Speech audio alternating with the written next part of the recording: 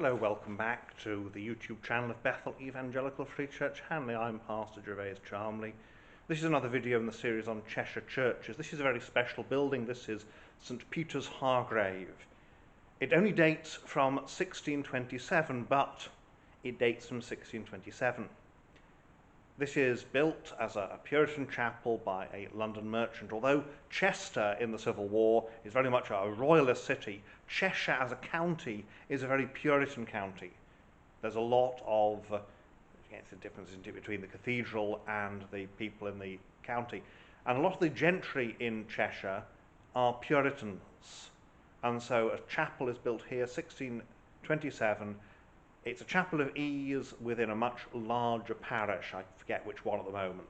But it's a chapel that's built for the people.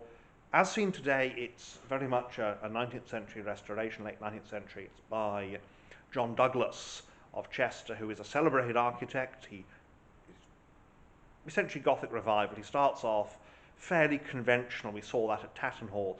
By this point, he's much more embraced the arts and crafts movement. So as we look around, we'll see some of that, and hopefully in the future, future videos looking at some of his arts and crafts buildings, some of his earlier buildings as well, out here near Chester. So let's have a look around.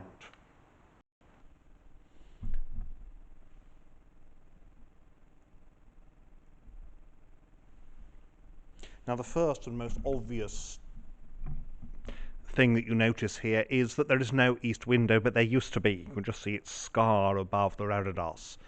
And unfortunately, of course, what's happened here is that the Victorian restoration has been funded by someone who was much more high church than the building deserved.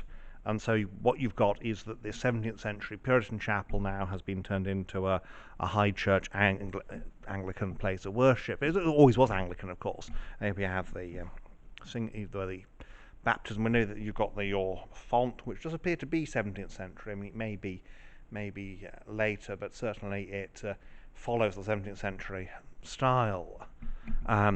Organ, praise ye the Lord on the organ, and that looks to be a fairly substantial instrument. You've got your eagle lectern. You always have an eagle lectern here, don't you?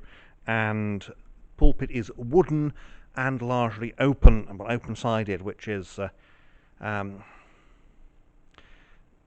very well as long as the preacher is wearing decent trousers, or of course in this case he'd be wearing Anglican cassock and surplice. Here we have east window, 1939, memorial Mary and Thomas. He is risen indeed.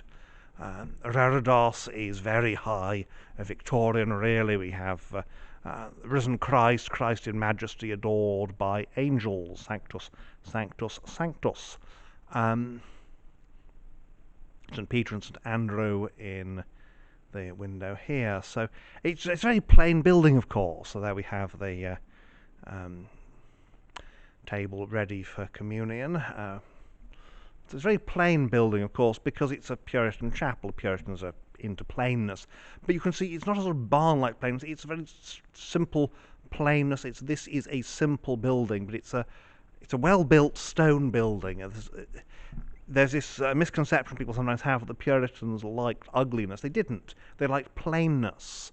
And the point is that it's a building that's not supposed to distract people. You can just see at the back there, under that window, there's a row of filled-in holes. That's where the gallery was. There was a west gallery. That's been taken out. But thankfully, the actual building itself, you haven't had anyone put any big arch windows or anything. You've still got the original Puritan windows here. So it's very much the 17th century chapel. It's now, of course, a parish church, but it was originally a chapel. Well, there we are. Because it's so plain, that's the inside. Let's have a look at the outside.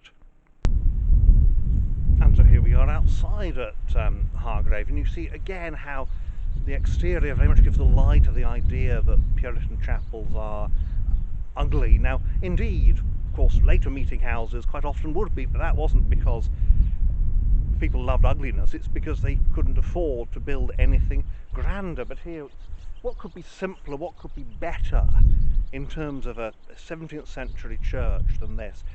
It's built by one man. I forget the man's name now, but it's built by one man. He's an alderman of the City of London, a local man, and he spends the money on building a chapel here in his own parish, as it were, well, in his own village, to provide for the people. It's a marvellous little building. So I'll have a look around the outside and point out the salient features. Now, of course, the little belfry at the east end, at the west end rather, with the clock, that is very much Victorian. That's part of John Douglas's restoration. It is, however, in the place where there would have been a simpler belfry originally. You see the porch, and above the porch you've got, and we'll see that as we come around, you've got the arms of the man who built it, as well as the inscription saying he built it. There's a door at the east end of the south side, there's a porch in the middle of the south side, and there's a west door. So quite safe if there's a fire or anything. You've got multiple fire exits, but also, of course, you've got multiple ways into the building for different people. And I suspect this, of course, with the gallery, this would have served the gallery. Again, it's this simple Cheshire sandstone, really nice material.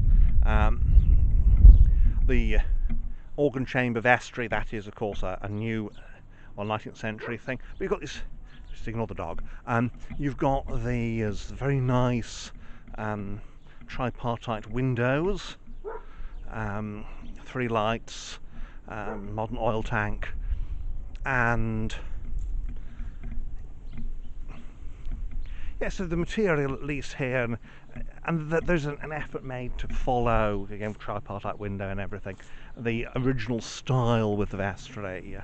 The one thing, a light aircraft overhead, and there's the east window. And you see the east window has been blocked off, but it is this.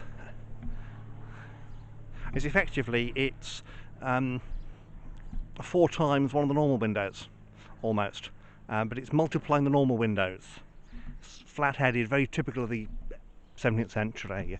The lich gate is modern. The lich gate's about 20 years old now. It's the Millennium lich gate, so yes, 22 years old, and golly, time flies, doesn't it? But very simple. Bit of a lean on the porch there, isn't there? Never mind. The clergy door, that's what that door there would be for. Very, very simple. And here we go. Here's the inscription above the porch. Thomas Mulson of the City of London, alderman, built this chapel on his own cost and charge, Anno Domini 1627. And this is, and that door looks like it's original, and if not, it's a very good copy of what would have been there before. So there we have it, very handsome Puritan chapel. And so there we have it. Now, it's important to note, when it comes to the Puritans, there are 2 big misconceptions. The first is that the Puritans are non-conformist. They're not. It doesn't help the Americans like to use the word Puritan to speak about the Pilgrim Fathers, that sort of thing. Now, they were strictly separatists. They were people who left the C of E.